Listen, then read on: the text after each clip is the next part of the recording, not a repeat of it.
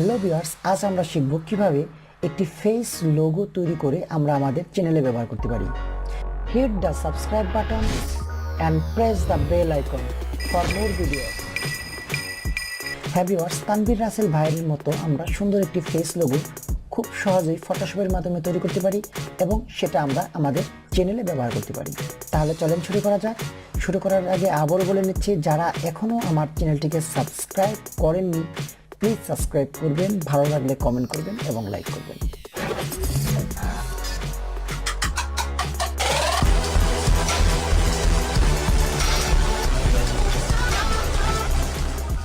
প্রথমে আপনাকে একটি ছবি নিয়ে আসতে হবে, যে ছবিতে আপনারা ফেস লোগোটি ব্যবহার করবেন।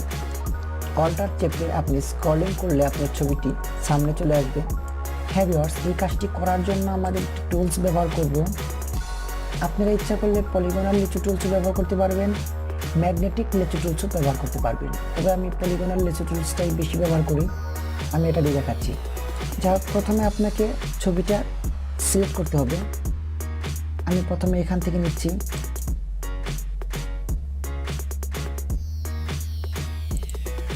কাজটি ধীরে ধীরে করবেন।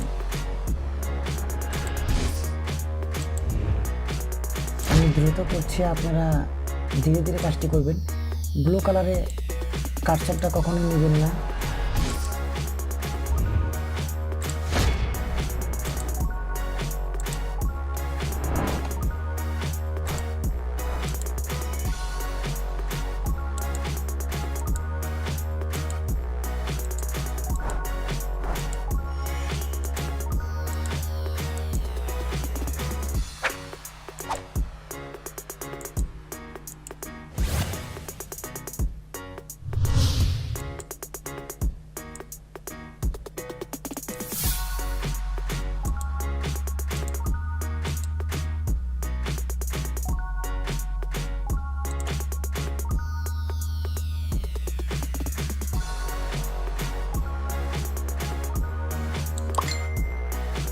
হ্যাঁ ভিউয়ার্স, জাস্ট এটা সিলেক্ট করে ফেলবেন।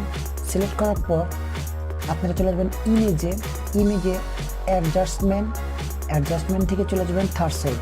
এই থার্সোল্ডে একটা ক্লিক করে দেবেন। তারপর দেখেন আপনার ছবিটা এরকম আসবে। এখান থেকে আপনারা এটা প্রয়োজন মতো একটু বাড়িয়ে নেবেন অথবা কমিয়ে নেবেন।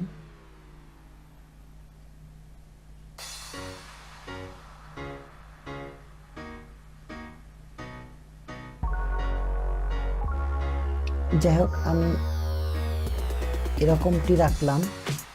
এরপর জাস্ট ওকে। ছবিটি সিলেক্ট হওয়ার পর আপনারা যাবেন সিলেক্টে যাওয়ার পর কালার রেঞ্জ থেকে আপনি কালারটা একটু চেক দিয়ে দেখতে পারেন।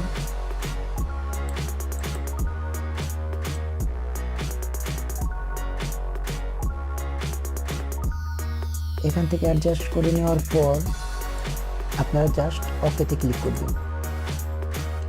এই জিনিসটা যখন ওকে হয়ে যাবে, এরপর আপনাদের যেটা করতে হবে, আগে আপনি ফাইলে যাবেন, ফাইল থেকে একটা নিউ পেজ নেবেন। নিউ পেজ নেওয়া হয়ে গেলে আপনারা আরেকটি পিকচার নিতে হবে আপনাকে, যেটা আপনারা ছবির উপরে শ্যাডোটা দিবেন। এই জন্য আমি একটা গ্লাক্সের ছবি নেব। এই ছবিটা নিচ্ছি। এটা নেওয়ার পর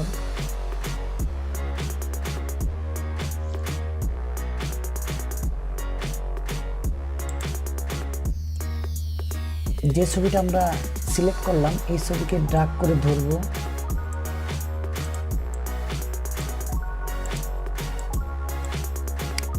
এটার শুধু আপনার এই মার্কসটাকে আমরা নিব। এই মার্কসটাকে নিয়ে আমরা যে ব্ল্যাঙ্ক পেজটা নিয়েছি, সেই ব্ল্যাঙ্ক পেজে আমরা এটা ছেড়ে দেব। ছেড়ে দেওয়ার পর কন্ট্রোল টি ধরবেন এবং এটাকে আপনার প্রয়োজন মতো একটু বড় করে নেবেন। জাস্ট একটু আপনার প্রয়োজন মতো বড় করে নেবেন।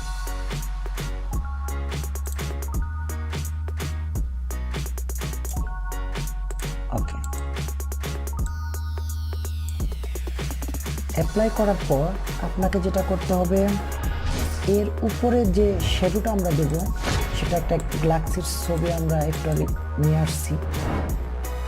এই ছবিটা, আচ্ছা আমরা আরেকটি ছবি নিয়ে আসি। হ্যাঁ ভিউয়ার্স, আমরা এই ছবিটি নিচ্ছি। এটাকে ড্র্যাগ করে আমরা আমাদের এই ছবির উপর ছেড়ে দেব। কন্ট্রোল টি ধরে আমরা এটা একটু বড় করে নেব।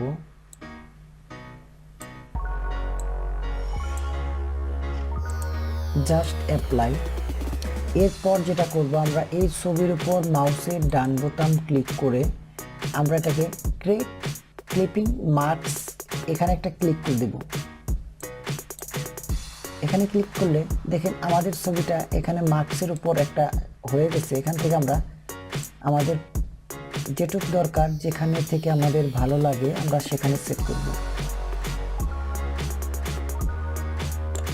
হ্যাঁ এখন ঠিক আছে। এখানে একটু, হ্যাঁ এখন ঠিক আছে। এখন যদি ইচ্ছা করেন এখানে আপনারা একটা টেক্সট নেবেন, তাহলে আপনারা একটা টেক্সট নিতে পারেন। এখানে